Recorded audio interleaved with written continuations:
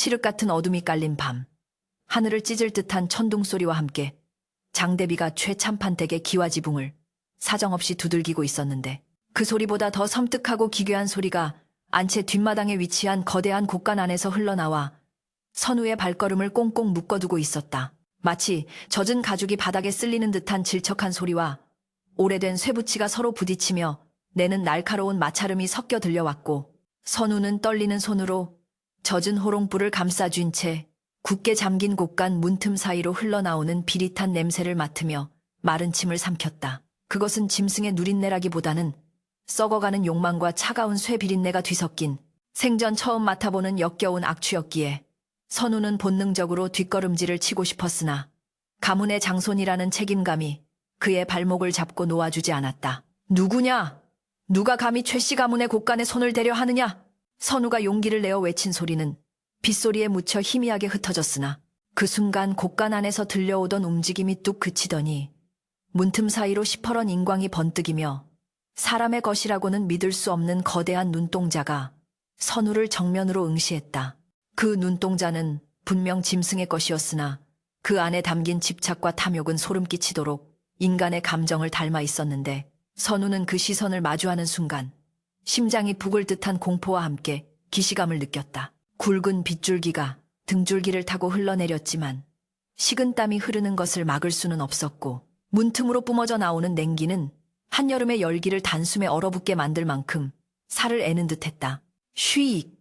쇳소리가 섞인 거친 숨소리가 문짝을 진동시켰고, 곧이어 거대한 몸뚱이가 문을 들이받는 둔탁한 소리가 들려오자 튼튼하기로 소문난 참나무 문짝이 비명을 지르며 뒤틀리기 시작했다. 선우는 비로소 깨달았는데, 저 안에 있는 것은 도적대 따위가 아니라 감히 인간이 범접할 수 없는 요물이거나 혹은 인간의 형상을 포기한 채 오로지 집착만으로 뭉친 원귀가 분명하다는 사실에 다리에 힘이 풀려 그 자리에 주저앉고 말았다.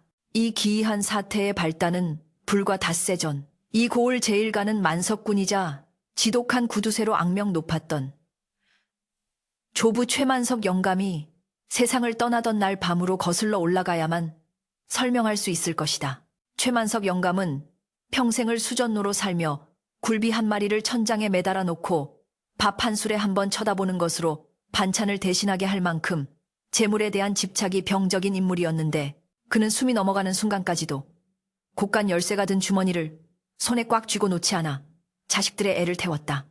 내 돈이다. 10원 한 푼도 허투루 쓸 수 없다. 내가 죽더라도 이 곡간 문은 절대 열지 못할 것이다. 그것이 최 영감이 남긴 마지막 유언이자 저주였으며, 자식들이 울며 불며 손을 펴보려 했으나 영감의 손아귀 힘은 마치 쇠스랑처럼 단단하게 굳어있어 결국 열쇠를 쥔 채로 염을 해야만 했다. 마을 사람들은 혀를 차며 저 영감은 저승가는 노잣돈도 아까워 걸어갈 위인이다라고 수군거렸으나, 선우만은 할아버지의 그 돛한 눈동자 속에 서려있던 죽음조차 초월한 무서운 집념을 보며 불길한 예감에 몸서리를 쳤었다. 장례는 치러졌으나 기이한 일은 상여가 나가는 날부터 시작되었는데, 분명 깡마른 노인의 시신이 들어있는 관이 장정 10명이 달라붙어도 꿈쩍하지 않을 만큼 천근만근 무거워져 상두꾼들이 혼비백산하여 도망치는 소동이 벌어졌었다. 우여곡절 끝에 선산의 묘를 쓰고 돌아온 날밤, 선우는 잠을 이루지 못하고 뒤척이다가 마루 밑에서 무언가 무겁고 긴 물체가 스르르 기어가는 소리를 들었고, 다음 날 아침 조부의 묘가 파헤쳐져 있고 관 속이 텅 비어 있다는 청천벽력 같은 소식을 접하게 되었다. 사람들은 산짐승의 소행이라며 수군거렸지만 묘지 주변에는 짐승의 발자국 대신 굵은 통나무를 끌고 간 듯한 매끄러운 자국만이 곡간 방향으로 길게 이어져 있어 보는 이들의 등골을 오싹하게 만들었다. 선우는 그 자국을 따라 집으로 돌아오며 머릿속을 맴도는 불길한 생각, 즉 할아버지가 재물에 대한 미련 때문에 차마 저승으로 가지 못하고 끔찍한 무언가로 변해버린 것은 아닐까 하는 의구심을 떨쳐버릴 수 없었다. 그리고 오늘 밤 흉흉한 소문을 잠재우고 일꾼들의 밀린 품삯을 정산하기 위해 선우가 곡간 문을 열려 했을 때, 그는 비로소 그 의구심이 끔찍한 현실이 되었음을 목격하고 있는 것이었다. 다시 현재로 돌아와 빗속에 주저앉은 선우의 눈앞에서 곡간 문이 우지끈 하는 소리와 함께 안쪽에서부터 박살나며 열렸고 그 안에서 시커멓고 거대한 구렁이 한 마리가 웰리를 튼 채 머리를 치켜들고 천천히 기어나왔다.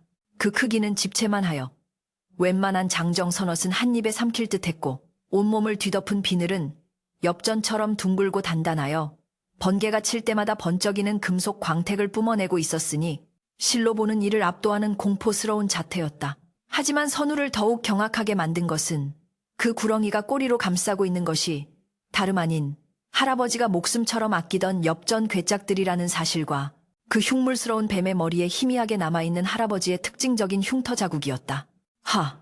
할아버님? 선우의 입에서 흘러나온 떨리는 목소리는 공포와 비탄이 뒤섞여 빗소리조차 뚫고 들어갈 만큼 절박했는데 그 소리를 들은 구렁이는 잠시 공격을 멈추고 선우를 빤히 내려다보았다. 그 눈빛은 분명 차가운 파충류의 것이었으나 깊은 곳에서는 선우를 알아보는 듯한 희미한 이성의 끈과 자신의 재물을 빼앗길까 두려워하는 광적인 탐욕이 맹렬하게 충돌하고 있었다. 구렁이는 붉은 혀를 날름거리며 위협적인 소리를 냈지만 당장 선우를 물어 죽이기보다는 자신의 몸으로 쌀가마니와 돈꾀를 더욱 단단히 휘감으며 누구도 접근하지 못하게 하겠다는 의지를 분명히 드러냈다.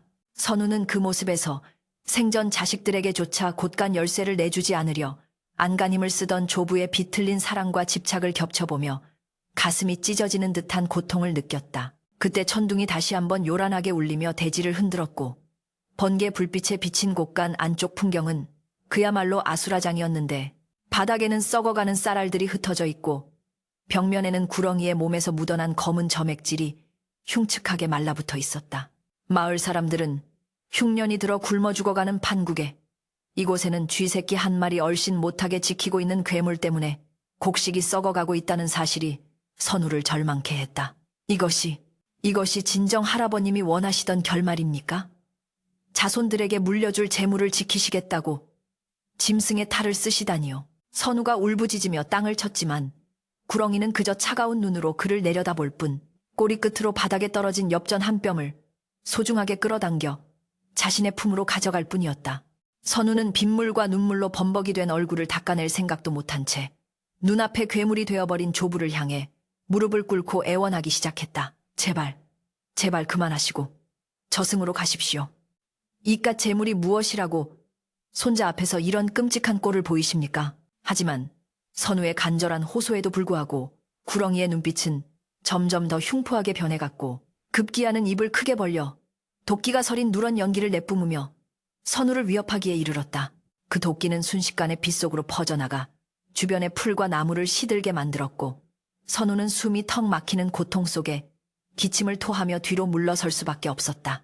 그것은 더 이상 혈육의 정을 나눌 수 있는 존재가 아니라 오로지 소유라는 본능만이 남은 괴물, 탐욕, 그 자체가 형상화된 악귀였다. 밤새도록 이어진 대치 끝에 새벽닭이 울기 시작하자 구렁이는 햇빛을 두려워하는 듯 서둘러 곳간 안쪽 깊숙한 곳, 돈꾀들이 산처럼 쌓인 어둠 속으로 스르르 몸을 숨겼다.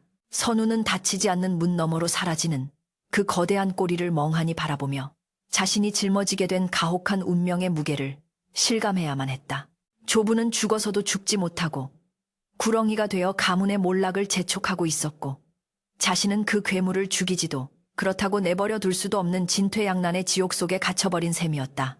날이 밝아오자 마을 사람들 사이에서는 밤새 최참판대 곳간에서 용이 우는 소리가 났다는 둥, 도깨비불이 춤을 추었다는 둥, 흉흉한 소문이 걷잡을 수 없이 퍼져나가기 시작했다. 선우는 젖은 옷을 갈아입을 새도 없이 사랑방에 앉아 멍한 눈으로 허공을 응시하고 있었는데 머릿속에는 온통 지난밤 마주한 그 서늘하고 비늘진 감촉과 조부의 눈을 닮은 뱀의 눈동자만이 맴돌았다. 재물이란 흐르는 물과 같아서 고이면 썩는 법이다. 예전에 지나가던 스님이 했던 말이 귓가에 쟁쟁하게 울렸지만 이미 썩다 못해 괴물이 되어버린 저 웅덩이를 어떻게 퍼내야 할지 막막하기만 했다. 그때 대문 밖에서 웅성거리는 소리와 함께 소작인들이 몰려와 나리, 제발 쌀을 좀 풀어주십시오.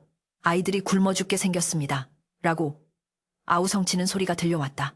선우는 굳게 담은 입술을 깨물며 주먹을 쥐었는데 창호지 문 너머로 보이는 곳간의 그림자가 마치 거대한 뱀이 아가리를 벌리고 집 전체를 집어삼키려는 듯 일렁이고 있어 그의 가슴을 더욱 옥죄어 왔다. 하늘은 무심하게도 비 한 방울 내리지 않은 채 타들어가는 대지를 그저 굽어보고만 있었으니 논바닥은 거북이 등껍질처럼 쩍쩍 갈라져 그 틈새로 농부들의 피눈물이 스며들고 있었다.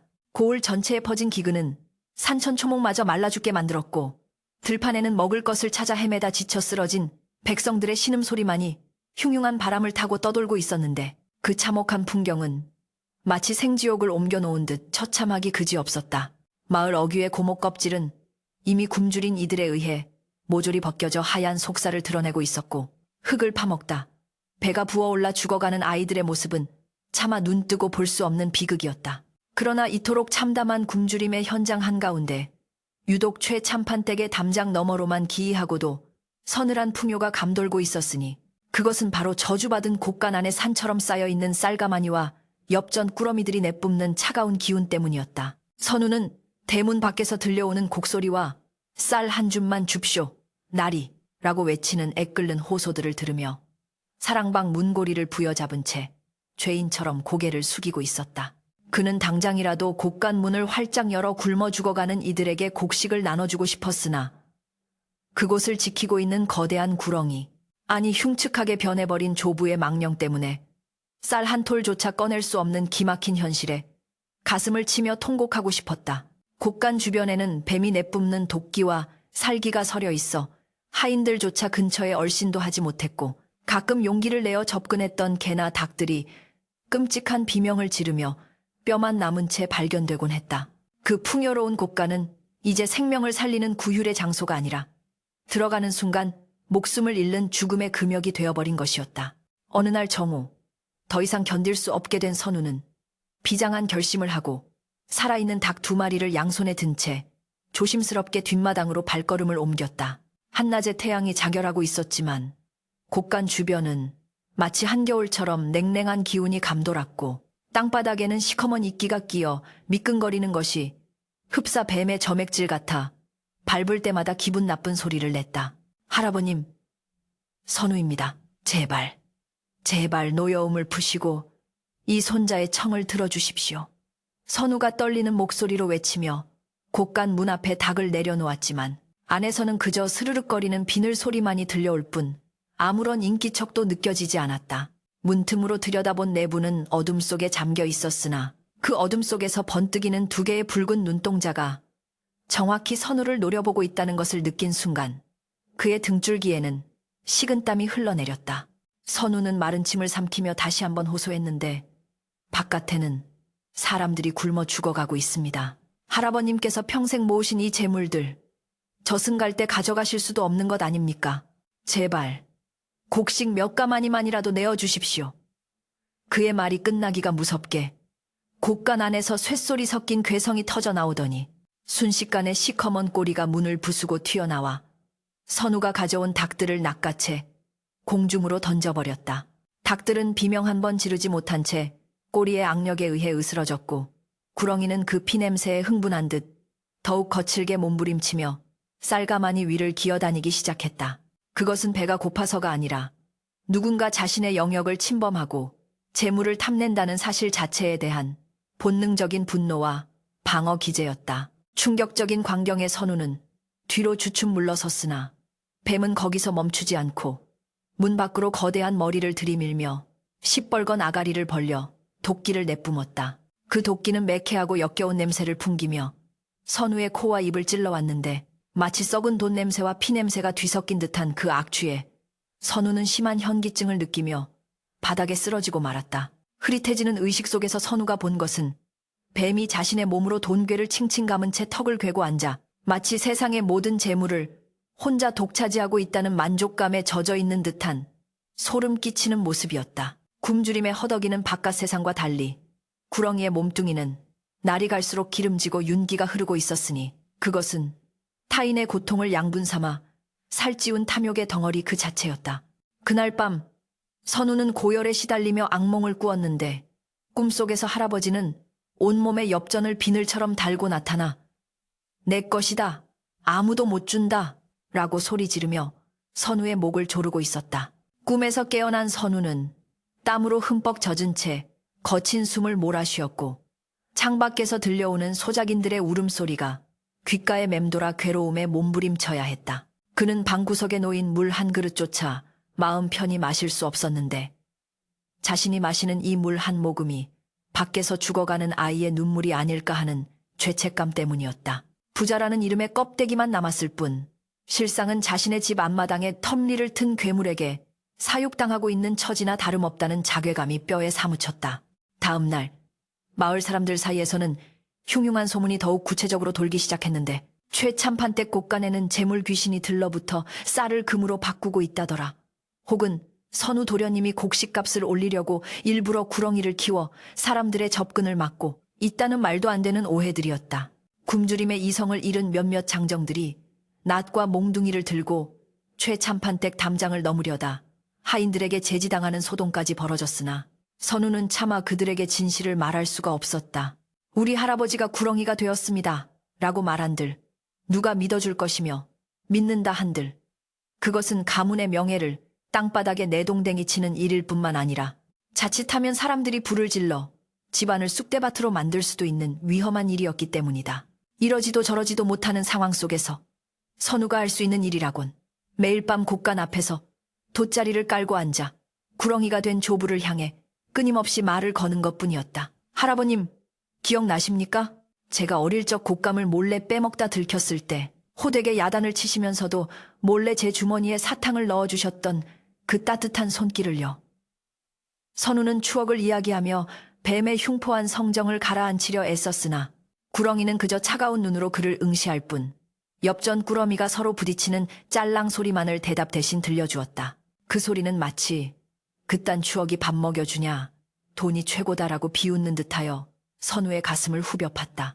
그러던 중 가슴 아픈 사건이 발생하고 말았는데 배고픔을 견디다 못한 어린 하녀 하나가 밤중에 몰래 곳간에 숨어들어 쌀 한 줌을 훔쳐 나오려다 구렁이에게 들키고 만 것이었다. 카이, 자게!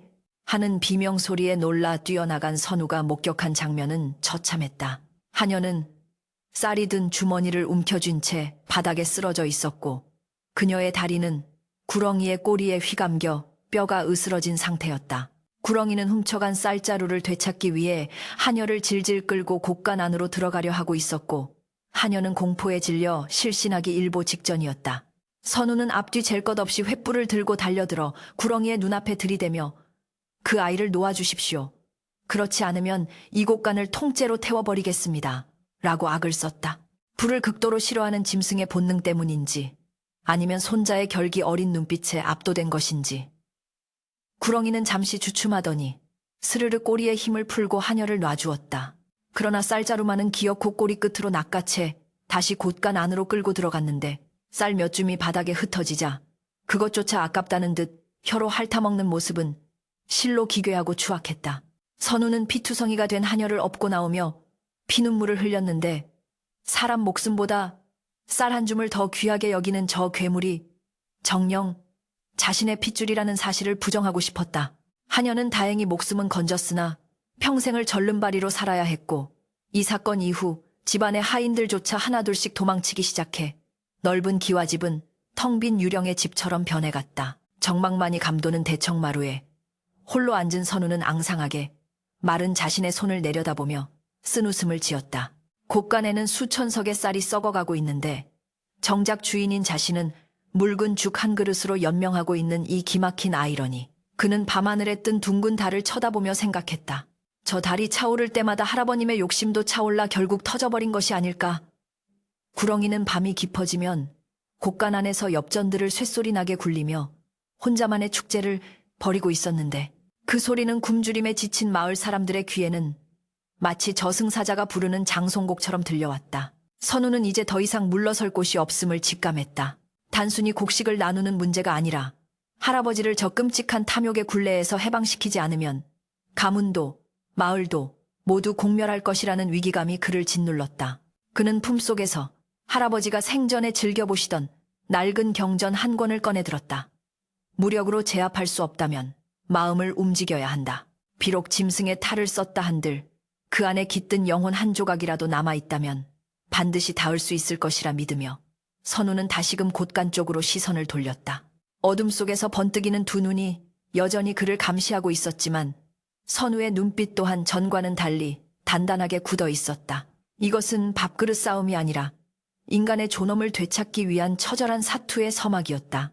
달빛조차 숨죽인 그날 밤, 유독 희고 거대한 만월이 최참판댁의 기와지붕 위로 떠올라 서늘한 은빛을 쏟아내고 있었는데 그 빛은 마치 저주받은 곳간을 비추는 하늘의 감시, 눈동자처럼 섬뜩하게 느껴졌다. 선우는 손에 든 호롱불을 끄고 오로지 달빛에 의지한 채 한 손에는 할아버지가 생전에 즐기시던 안동소주 한 병을, 다른 한 손에는 정갈하게 깎은 밤, 안주가 담긴 소반을 들고 곳간으로 향했다. 발걸음을 뗄 때마다 마른 낙엽이 바스락거리는 소리가 정막을 깼지만 선우의 마음속에 자리 잡은 결심은 그 어느 때보다 단단했다. 폭력이나 협박으로는 결코 저 탐욕의 껍질을 깰 수 없음을 뼈저리게 깨달은 그는 이제 손자로서 할아버지의 잃어버린 인간성을 향해 최후의 대화를 시도하려는 것이었다. 곳간 문 앞에 다다르자 여느 때와 다름없이 비릿한 쇠냄새와 냉기가 뿜어져 나왔으나 오늘따라 안에서 들려오는 소리는 위협적인 첨쉬거림이 아니라 무언가에 짓눌린 듯한 나지막하고 고통스러운 신음소리에 가까웠다. 조심스럽게 문틈 사이로 안을 들여다본 선우는 숨이 째칠 듯한 기이하고도 슬픈 광경을 목격하고 말았는데 그것은 거대한 구렁이가 엽전 무더기 위에 땜리를 튼 채 벽에 걸린 낡은 청동 거울을 멍하니 응시하고 있는 모습이었다. 그 거울은 할머니가 시집올 때 가져온 것으로 할아버지가 유일하게 돈으로 바꾸지 않고 남겨둔 물건이었는데 구렁이는 거울 속에 비친 자신의 흉측한 모습을 보며 믿을 수 없다는 듯 고개를 좌우로 흔들고 있었다. 차가운 비늘로 뒤덮인 짐승의 형상을 한 자신이 낯설고 끔찍한지 구렁이는 거울을 깨버리려는 듯 머리를 들어 올렸다가도 차마 그러지 못하고 다시 스르르 바닥으로 내려앉기를 반복했다. 그 모습은 영락없이 자신의 변해버린 운명을 비관하며 괴로워하는 늙은 노인의 자화상이었기에 선우는 가슴 한구석이 욱신거려 오는 것을 참을 수 없었다. 할아버님, 저 선우입니다. 술 한잔 올리러 왔습니다. 선우가 떨리지만 침착한 목소리로 말을 건네며 문을 열자 구렁이는 소스라치게 놀라며 본능적으로 몸을 움츠리고 공격 자세를 취했다. 시뻘건 입을 벌리고 도끼를 내뿜으려는 찰나 코끝에 스치는 익숙하고 그리운 술 냄새가 구렁이의 동작을 멈추게 했다. 평생을 돈 모으느라 싸구려 막걸리만 마시면서도 명절 때마다 아들이 몰래 사다 준 안동 소주 한 잔에는 세상을 다 얻은 듯 웃으시던 기억이 그 짐승의 뇌리에 희미하게 남아 있었던 것이다. 선우는 구렁이의 눈치를 살피며 천천히, 아주 천천히 다가가 엽전 무더기 귀퉁이에 소반을 내려놓고 술잔에 술을 따랐는데 쪼르륵하고 술이 따르는 맑은 소리가 곳간 안에 긴장된 공기를 부드럽게 갈라놓았다. 기억나십니까? 이 술, 아버님이 처음으로 장에 나가 돈을 벌어오셨을 때 사오신 것이지 않습니까? 선우는 짐짓 아무렇지 않은 척 덤덤하게 말을 이어갔으나 그의 눈은 구렁이의 반응을 놓치지 않으려 예리하게 빛나고 있었다.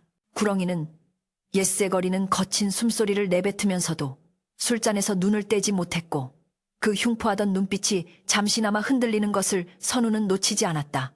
그것은 짐승의 식욕이 아니라 잊고 있었던 인간 시절의 향수와 가족에 대한 그리움이 본능을 억누르고 튀어나온 찰나의 순간이었다. 선우는 용기를 내어 한 걸음 더 다가가 무릎을 꿇고 앉아 차가운 바닥에 이마를 대고 큰 절을 올리며 말했다. 할아버님, 지금 밖에서는 사람들이 할아버님을 괴물이라 손가락질하고 최씨 가문은 피도 눈물도 없는 악귀의 집안이라며 침을 뱉고 있습니다. 평생을 바쳐 일으키신 가문이 이렇게 무너지는 것을 진정 원하십니까? 선우의 말에 구렁이의 몸이 뻣뻣하게 굳더니 곧이어 꼬리로 바닥을 쾅 하고 내리치며 격렬한 분노를 표출했다. 그것은 자신의 치부를 들킨 수치심과 여전히 재물을 지켜야 한다는 강박관념이 충돌하며 만들어낸 히스테리였다. 구렁이는 꼬리로 엽전 괴짝을 감싸 안으며 내 돈이다. 아무도 못 가져간다.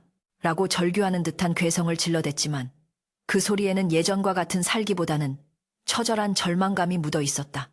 선우는 물러서지 않고 눈물을 글썽이며 호소했다. 그 돈을 지키시려다가 할아버님은 스스로를 이 차가운 감옥에 가두셨습니다. 보십시오. 지금 할아버님의 몸을 감싸고 있는 것은 따뜻한 이불이 아니라 차가운 엽전과 썩어가는 쌀가마니뿐입니다. 이것이 진정 행복입니까? 그때 곳간에 깨진 기와 틈으로 들어온 달빛 한 줄기가 구렁이의 얼굴을 정면으로 비추었는데 선우는 그 순간 믿을 수 없는 장면을 목격하고 말았다. 뱀의 눈꺼풀 없는 둥근 눈동자 가장자리에서 맑고 투명한 액체가 맺히더니 주르륵 흘러내려 차가운 비늘을 타고 바닥으로 떨어지는 것이었다. 그것은 분명 눈물이었다. 탐욕에 눈이 멀어 가족도 이웃도 저버린 채 괴물이 되어버린 자신의 처지에 대한 뒤늦은 회한과 그럼에도 불구하고 놓을 수 없는 집착 사이에서 갈기갈기 찢겨진 영혼이 흘리는 피눈물이었다. 눈물 한 방울이 바닥에 떨어진 엽전 위에 톡 하고 떨어지자 엽전에 새겨진 상평통보라는 글자가 눈물에 젖어 일렁였고 구렁이는 고통스러운 듯 몸을 비틀며 벽에 머리를 쿵쿵 쬐기 시작했다. 괴롭습니다. 너무나 괴롭습니다. 구렁이의 입에서 나온 소리는 아니었으나 선우의 마음속에는 할아버지의 비명과도 같은 텔레파시가 생생하게 전해져 왔다. 재물에 대한 욕심이 너무 커져 영혼을 잠식해버렸지만 그 깊은 내면에는 아직 사람으로서의 양심이 한 줌이나마 남아 고통받고 있었던 것이다. 선우는 떨리는 손을 뻗어 조심스럽게 구렁이의 몸통, 그 차갑고 딱딱한 비늘 위에 손을 얹었다. 예전 같았으면 당장 물어뜯겼을 위험천만한 행동이었으나 지금 구렁이는 슬픔에 압도되어 반항조차 하지 못하고 있었다. 손바닥을 통해 전해지는 냉기 속에서 선우는 기이하게도 펄떡거리는 뜨거운 심장 박동을 느낄 수 있었다. 제가 도와드리겠습니다. 할아버님, 이제 그만 무거운 짐을 내려놓으세요. 제가 이 지옥에서 꺼내드리겠습니다. 선우의 따뜻한 체온이 닿자 구렁이는 스르르 눈을 감으며 잠시나마 평온한 기색을 보였으나 이내 다시금 탐욕의 본능이 고개를 쳐들었다. 밖에서 도둑이야! 하는 하인들의 외침소리가 들려왔기 때문이었다. 굶주림에 지친 일부 마을 사람들이 야음을 틈타 담장을 넘으려다 발각된 것이었다. 그 소리를 듣는 순간 구렁이의 눈은 다시금 시퍼런 광기로 번들거렸고 눈물을 흘리던 슬픈 영혼은 온데간데 없이 사라지고 자신의 보물을 노리는 적을 향한 살해만이 남은 괴수로 돌변했다. 크앙! 구렁이는 선우를 꼬리로 밀쳐내고 쏜살같이 문 밖으로 튀어나가려 했고 선우는 바닥에 나뒹굴면서도 다급하게 외쳤다. 안 됩니다. 또다시 살생을 저지르시면 영영 돌아오실 수 없습니다.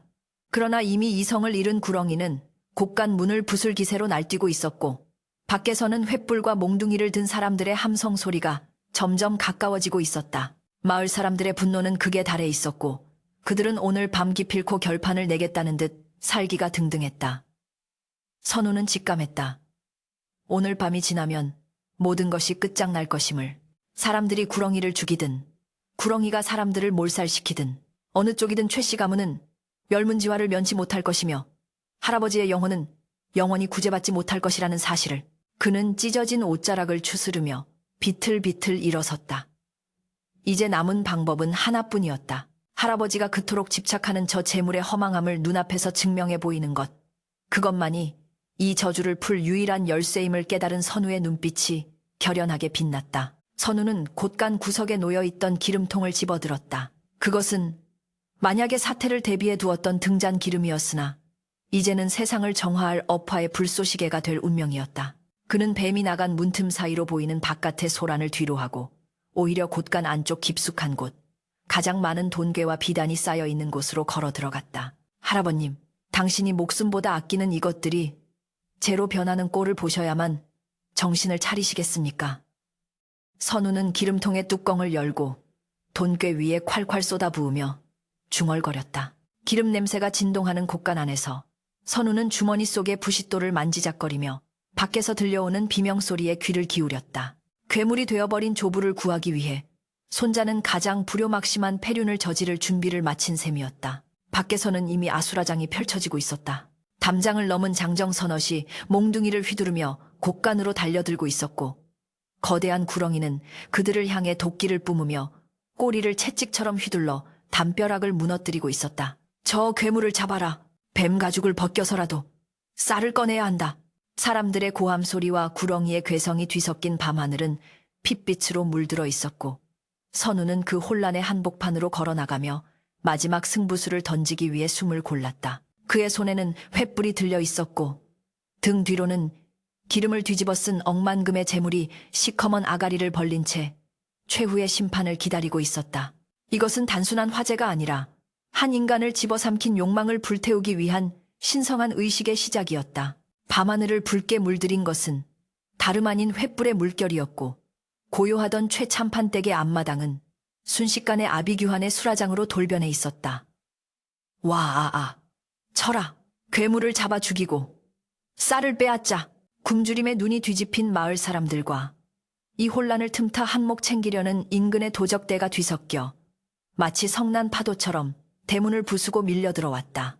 그들의 손에는 낫과 애미, 몽둥이와 죽창이 들려 있었고 눈동자는 살기로 번들거리고 있었으니 이는 더 이상 이웃 간의 정을 나누던 사람들이 아니라 생존 본능만 남은 야수들의 무리였다. 그 기세에 놀란 하인들은 이미 담을 넘어 도망친 지 오래였고 텅 빈 마당 한가운데서 거대한 구렁이만이 홀로 그 수많은 적들을 상대하고 있었다. 쉬익, 구렁이는 천둥 같은 포효를 내지르며 굵은 꼬리를 채찍처럼 휘둘렀고 그 엄청난 힘에 맞은 장정들이 낙엽처럼 허공으로 날아가 담벼락에 처박히며 비명을 질렀다. 피비린내가 진동하고 뼈가 부러지는 둔탁한 소리가 난무하는 가운데 구렁이는 그야말로 일당백의 기세로 곡간을 사수하고 있었으나 그 모습은 용맹하다기보다는 처절하기 그지없었다. 놈은 사람들이 자신을 공격하는 것보다 그들이 곡간 문을 열고 들어가 엽전 한 뼘이라도 가져갈까봐 전전긍긍하며 몸으로 문을 꽉 틀어막은 채 도끼를 품은 누런 연기를 사방으로 뿜어대고 있었다. 도끼에 쇠인 사람들이 기침을 토하며 쓰러졌지만 뒤따라 들어온 사람들은 앞사람을 밟고 넘어서며 광기 어린 눈으로 곡간을 향해 돌진했다. 저 뱀 가죽을 벗겨라. 저 배를 가르면 금덩이가 쏟아져 나올 것이다. 도적 두목이 시퍼런 작사를 겨누며 소리치자 빗발치듯 날아든 돌멩이와 화살들이 구렁이의 비늘을 때렸고 강철 같던 비늘 사이로 검붉은 피가 배어 나오기 시작했다. 그 끔찍한 사륙의 현장을 가르고 곳간 지붕 위에서 쩌렁쩌렁한 고함 소리가 울려 퍼졌다. 모두 멈추시오. 당장 멈추지 않으면 이 모든 것을 재로 만들어버리겠소. 사람들의 시선이 일제히 지붕 위로 향하자 그곳에는 선우가 한 손에는 활활 타오르는 횃불을 다른 한 손에는 기름통을 든 채 위태롭게 서 있었다. 그의 옷자락은 바람에 펄럭이고 얼굴은 그을음과 눈물로 얼룩져 있었으나 눈빛만은 그 어느 때보다 형형하게 빛나고 있었다. 선우는 망설임 없이 기름통을 기울여 곳간의 처마와 문짝 그리고 그 아래 꿰리를 틀고 있는 구렁이의 몸 위로 기름을 콸콸 쏟아부었다. 매캐한 기름 냄새가 순식간에 피 냄새를 덮으며 마당 전체로 퍼져나가자 흥분해 날뛰던 사람들도 도끼를 뿜어대던 구렁이도 일순간 동작을 멈추고 얼어붙은 듯 선우를 올려다보았다. 선우 도련님, 지금 뭐 하시는 겁니까? 우리가 굶어 죽게 생겼는데 곡식을 태우겠다니요. 마을 촌장이 쉰 목소리로 외쳤지만 선우는 아랑곳하지 않고 횃불을 기름에 젖은 석갈에 가까이 들이댔다. 보시오. 당신들이 목숨 걸고 빼앗으려던 것, 그리고 우리 할아버지가 괴물이 되면서까지 지키려 했던 것, 그 모든 것이 한 줌의 재가 되는 꼴을 똑똑히 보시오. 선우의 목소리는 절규에 가까웠다. 그는 시선을 아래로 돌려 기름을 뒤집어 쓴 채 당황한 기색이 역력한 구렁이와 눈을 마주쳤다. 할아버님, 들리십니까? 저 사람들의 아우성이, 저 살기가 느껴지십니까? 이것이 할아버님이 그토록 사랑하시던 돈이 불러온 지옥도입니다. 정녕, 이것을 원하셨습니까? 구렁이는 횃불의 열기와 기름 냄새에 본능적인 공포를 느끼며 몸을 움츠렸으나 그 와중에도 꼬리끝은 여전히 문고리를 놓지 못하고 바들바들 떨고 있었다. 죽음의 공포 앞에서도 재물에 대한 집착을 놓지 못하는 그 끈질긴 업보에 선우는 기가 막혀 실소마저 터져나왔다. 좋습니다. 끝까지 그 돈을 안고 가시겠다면 이 불효자도 함께 가겠습니다. 저승길의 노잣돈이나 넉넉히 챙겨가시지요. 선우가 비장한 각오로 횃불을 던지려는 신욕을 하자 구렁이는 끼에 액 하는 비명과 함께 몸을 솟구쳐 지붕 위로 달려들려 했다. 손자를 구하려는 것인지 아니면 곡간이 불타는 것을 막으려는 것인지 분간할 수 없었으나 그 급박한 움직임이 오히려 도적들을 자극하고 말았다. 지금이다. 뱀이 지붕을 보는 사이에 문을 부숴라. 도적들이 쇠망치를 들고 곳간 문으로 달려들었고 우지끈하는 소리와 함께 드디어 굳게 닫혀있던 판도라의 상자가 열리고 말았다. 문이 부서지자 그 안에서 쏟아져 나온 것은 썩어가는 쌀가마니와 함께 달빛을 받아 눈이 멀 것 같이 번쩍이는 금은 보화와 엽전 꾸러미들이었다. 돈이다. 쌀이다. 사람들은 구렁이의 존재조차 잊은 채 미친 듯이 달려들어 바닥에 흩어진 엽전을 줍고 쌀가마니를 찢어 주머니에 담느라 서로를 밀치고 짓밟기 시작했다. 그 광경을 본 구렁이는 이성을 완전히 상실하고 말았는데 자신의 보물이 남의 손에 넘어가는 것을 목격한 순간 눈동자가 뒤집히며 전신에서 검은 연기를 뿜어내고 미친 듯이 바닥을 뒹굴며 사람들을 공격하기 시작했다. 내 돈이야! 내 거야! 짐승의 포효 속에 섞여 들려오는 그 기괴한 목소리는 분명 최만석 영감의 생전 목소리였다. 구렁이는 꼬리로 사람들을 후려치고 아가리로 도적의 팔을 물어뜯으며 필사적으로 돈꾀를 지키려 했으나 수십 명의 사람들이 개미떼처럼 달라붙어 재물을 약탈해가는 것을 막기에는 역부족이었다. 아수라장이 된 마당에서 사람들은 피를 흘리면서도 손에 쥔 금덩이를 놓지 않았고 구렁이는 온몸이 창과 칼에 찔려 만신창이가 되면서도 엽전 한 뼘을 지키려다 더 큰 상처를 입고 있었다. 지붕 위에서 이 참혹한 광경을 내려다보던 선우는 더 이상 지체할 수 없음을 깨달았다. 이대로라면 할아버지는 탐욕에 먹혀 영영 소멸해버릴 것이고 마을 사람들도 모두 저주받은 돈과 함께 파멸할 것이 뻔했다. 선우는 횃불을 든 채 지붕 아래로 뛰어내렸다.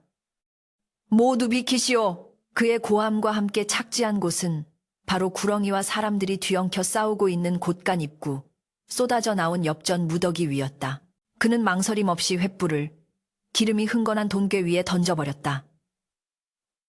화르륵 하는 소리와 함께 거대한 불길이 순식간에 치솟아 올랐고 붉은 혀를 날름거리는 화마가 엽전과 비단을 집어삼키기 시작했다. 안 돼. 사람들은 불길에 놀라 뒷걸음질 쳤고 구렁이는 자신의 보물이 불타는 것을 보며 세상이 무너진 듯한 비명을 질렀다. 끄악! 구렁이는 불길 속으로 뛰어들어 엽전을 건져내려 했으나 뜨거운 열기에 비늘이 타들어가는 고통을 이기지 못하고 몸부림쳤다. 선우는 불길을 피하지 않고 그 한가운데 우뚝 서서 불 속으로 뛰어들려는 구렁이를 온몸으로 가로막았다. 그의 옷에도 불이 옮겨붙어 타들어가기 시작했지만 그는 뜨거움조차 잊은 채 구렁이의 눈을 똑바로 응시하며 외쳤다. 할아버님, 보십시오.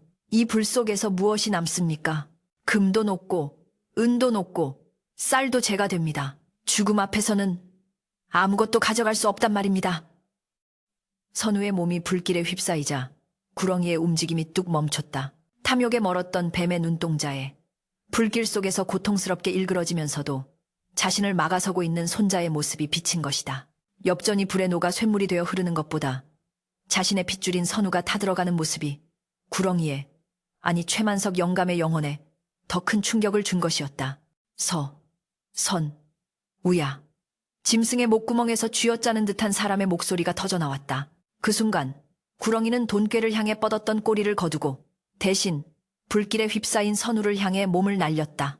놈은 자신의 차갑고 거대한 몸으로 선우를 칭칭 감싸 안아 불길을 차단하려 했고 그 과정에서 자신의 비늘이 불에 타 톡톡 터지는 끔찍한 고통을 온몸으로 받아냈다. 할아버님. 선우는 뱀의 품 안에서 그 차가웠던 비늘이 뜨거운 불길을 막아주며 전해오는 기이한 온기를 느꼈다. 그것은 더 이상 돈을 지키려는 수전노의 집착이 아니라 자식을 살리려는 어미새의 본능과도 같은 숭고한 희생이었다. 구렁이는 선우를 품에 안은 채 불타는 곳간 밖으로 대굴대굴 굴러나왔고 마당의 흙바닥에 나뒹굴며 몸에 붙은 불을 껐다. 곳간은 이미 거대한 불기둥이 되어 밤하늘을 태울 기세로 타오르고 있었고 그 안에 있던 수많은 재물은 검은 연기가 되어 허공으로 흩어지고 있었다. 마을 사람들은 넋을 잃고 그 광경을 바라보았는데 누구 하나 감히 불을 끄려 하지 못했다. 그 불은 단순한 화재가 아니라 마을 전체를 짓누르던 저주와 탐욕을 태우는 정화의 의식처럼 보였기 때문이었다. 연기 자욱한 마당 한 구석, 검게 그을린 채 쓰러져 있는 거대한 구렁이의 품에서 선우가 기침을 하며 기어 나왔다. 그는 화상을 입어 쓰라린 손으로 구렁이의 머리를 쓰다듬었다. 구렁이는 숨을 헐떡이며 눈을 깜빡였는데 그 눈에서 더 이상 시퍼런 인광은 찾아볼 수 없었다. 대신 그윽하고 슬픈 지극히 인간적인 눈빛이 선우를 바라보고 있었다. 그때 믿을 수 없는 일이 벌어졌다. 구렁이에 몸을 덮고 있던 강철 같은 비늘들이 투두둑 소리를 내며 하나둘씩 떨어져 나가기 시작한 것이다. 마치 껍질을 깨고 나오는 매미처럼, 혹은 긴 겨울을 끝내고 녹아내리는 얼음처럼 흉측한 뱀의 허물이 벗겨지고 그 안에서 하얀 빛이 새어나오기 시작했다. 사람들은 공포심도 잊은 채 그 신비로운 광경에 홀린 듯 다가섰다. 재물에 대한 집착을 버리고 손자를 구하기 위해 자신의 몸을 불살랐던 그 순간, 할아버지를 탐하고 있던 저주의 사슬이 끊어진 것이었다. 선우는 눈물 범벅이 된 얼굴로 헐벗어가는 구렁이의 몸을 끌어안으며 오열했다. 이제 되셨습니다. 다 끝났습니다, 할아버님. 이제 편히 쉬십시오. 활활 타오르는 곡간을 배경으로 뱀의 허물은 재가 되어 바람에 날아가고, 그 자리에는 앙상하지만 평온한 표정을 한 노인의 영혼이 희미하게 모습을 드러내고 있었다. 그것은 도술이나 환각이 아니었다. 마음의 감옥을 부수고 나온 진정한 해방의 순간이었다. 선우의 통곡 소리가 불타는 소리와 섞여 밤하늘로 치솟았고, 마을 사람들은 저도 모르게 무릎을 꿇고 그 장엄한 이별의 순간을 지켜보았다. 욕망의 불꽃이 모든 재물을 태워버린 그 자리에 비로소 사람의 마음이 다시 싹트기 시작하고 있었다. 새벽 안개가 자욱하게 내려앉은 최참판댁 마당에는 매캐한 연기와 비릿한 탄내가 뒤섞여 흐르고 있었으나 그 공기 속에는 더 이상 살기나 도끼가 느껴지지 않았다.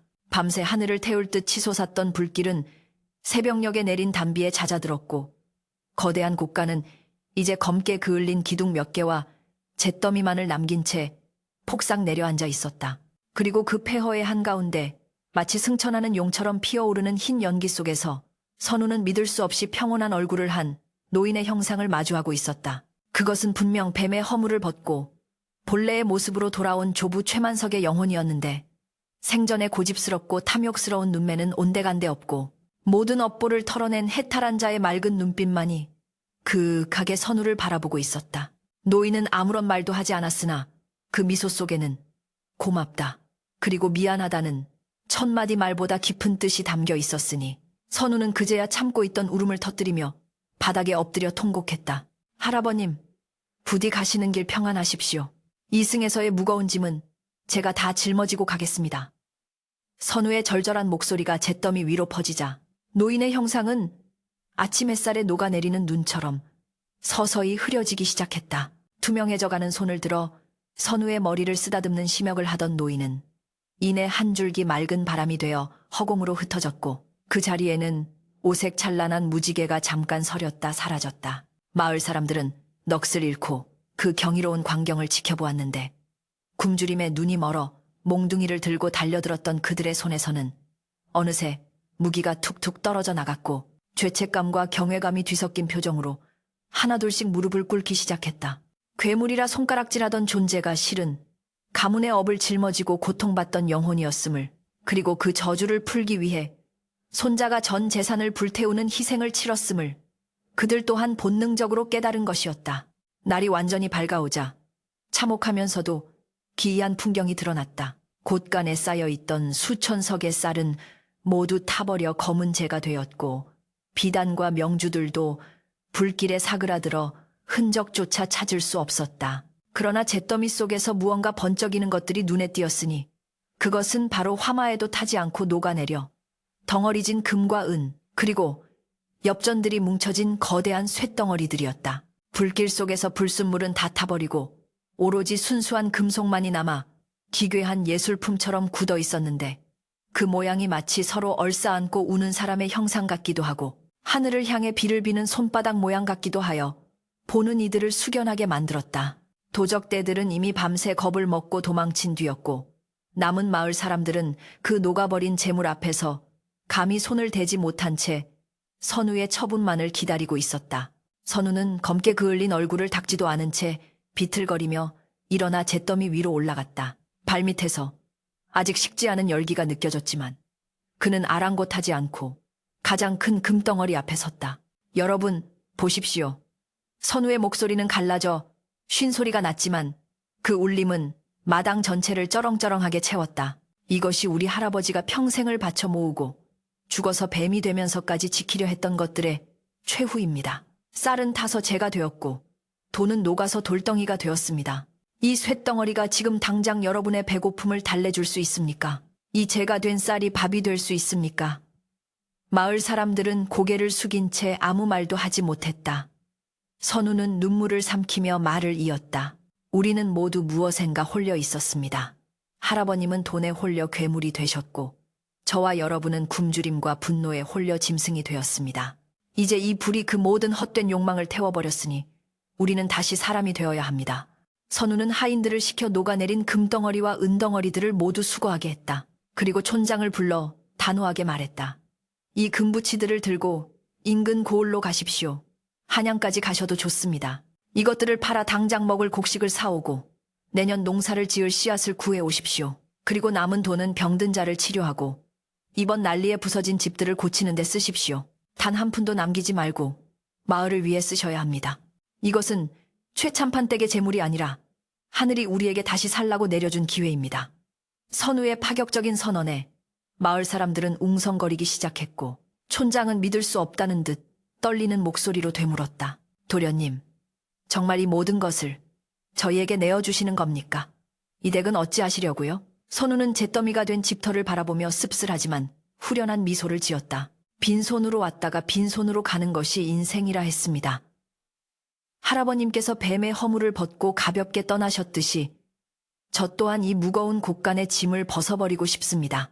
저는 작은 초가삼간 하나면 족합니다. 그날 이후 최참판댁에 불타버린 곳간터는 상생의 터로 불리며 마을의 중심지로 변모하기 시작했다. 선우가 내어놓은 녹은 금덩이들은 엄청난 값어치가 있어 흉년으로 고통받던 마을 전체를 구하고도 남을 만큼의 곡식과 물자가 되어 돌아왔다. 마을 사람들은 굶주림에서 벗어났고 아이들의 볼에는 다시 살이 오르기 시작했다. 사람들은 선우의 뜻을 기려 잿더미를 치운 자리에 거대한 정자를 짓고 그 앞에는 녹아내린 엽전 뭉치 중 가장 기묘하게 생긴 것을 비석처럼 세워두었다. 그것은 탐욕의 경계비이자 희생의 기념비였다. 선우는 약속대로 기와집을 허물고 그 자리에 서당을 지어 아이들을 가르치며 소박하게 살아가기 시작했다. 그는 더 이상 만석군의 손자가 아니라 마을의 정신적 지주이자 존경받는 스승, 선우 선생으로 불리게 되었다. 계절이 몇 번이나 바뀌고 불에 탔던 땅에도 다시금 푸른 새싹이 돋아나기 시작했다. 어느 화창한 가을날, 누렇게 익은 벼가 황금 물결을 이루는 들판을 바라보며 선우는 정자에 앉아 붓을 들었다. 그의 곁에는 이제 백발이 성성한 촌장과 마을 사람들이 둘러앉아 막걸리를 나누고 있었다. 선생님, 올해 농사는 대풍입니다. 이게 다 선생님 덕분입니다. 한 농부가 갓 수확한 뱁살로 빚은 떡을 건네자 선우는 웃으며 고개를 저었다. 아닙니다. 잿더미가 거름이 되어 땅을 기름지게 했고 여러분의 땀방울이 알곡을 맺게 한 것이지요. 저는 그저 불쏘시개 하나 던진 것뿐입니다.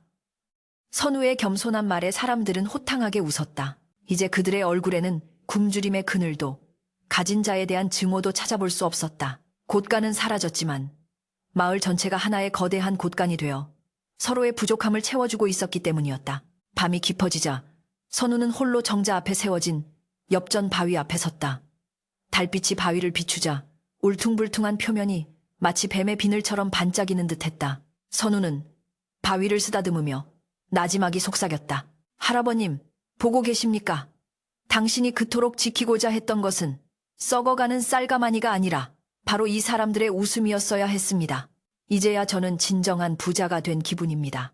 그때 어디선가 불어온 바람이 정자 주변의 풍경 바람에 흔들리는 종을 울리며 댕그랑하는 맑은 소리를 냈다. 그 소리는 마치 선우의 말에 대답하는 할아버지의 웃음소리 같기도 했고 뱀이 덤리를 풀고 승천할 때 났던 그 청아한 소리 같기도 했다. 선우는 밤하늘을 올려다보았다. 수많은 별이 곳간의 쌀알처럼 쏟아질 듯 빛나고 있었다. 세월이 흘러 선우 또한 나이가 들어 세상을 떠날 때가 되었다. 그는 임종을 앞두고 자식들과 제자들을 불러 모아 유언을 남겼는데 그 내용은 실로 간단하면서도 묵직한 것이었다. 내 무덤에 비석을 세우지 마라. 그리고 관 속에는 엽전 한 뼘도 넣지 마라. 다만 내 손에 흙 한 줌을 쥐어다오. 흙에서 와서 흙으로 돌아가는 이치를 잊지 않도록 말이다. 선우가 눈을 감자 마을 사람들은 그를 엽전 바위 옆에 묻어주고 매년 제사를 지내주었다. 전설에 따르면 비가 오는 날이면 그 무덤가에서 큰 구렁이 한 마리가 나타나 묵묵히 자리를 지키다 사라지곤 했는데 사람들은 그것이 먼저 간 할아버지가 손자를 마중 나온 것이라 믿었다. 최참판 댁의 이야기는 단순한 야담을 넘어 후대에까지 전해지는 교훈이 되었다. 재물은 고이면 썩고 흐르면 생명이 된다는 것. 그리고 진정한 유산은 금고 속의 돈이 아니라 사람들의 가슴 속에 심어준 덕이라는 사실을. 탐욕의 화신이었던 구렁이가 불길 속에서 자신을 태워 사랑을 깨달았듯이 폐허가 된 곳간 자리에는 탐욕 대신 나눔이라는 아름다운 꽃이 피어났다. 바람이 불 때마다 황금 들판이 일렁이는 그 고을은 오랫동안 구렁이 고개 혹은 보은잡이 마을이라 불리며 지나는 나그네들에게 밥 한 술의 소중함과 비움의 미학을 전해주었다고 한다. 욕심은 바닷물과 같아서 마실수록 목이 마르지만 나눔은 샘물과 같아서 퍼낼수록 맑아진다. 이야기는 여기서 끝을 맺으나 그곳에서 피어난 상생의 정신은 시대를 넘어 오늘날까지도 우리네 마음속 깊은 곳간을 두드리며 묻고 있다. 당신의 곳간에는 지금 무엇이 쌓여 있느냐고. 차가운 엽전이냐 아니면 따뜻한 사람의 온기냐고.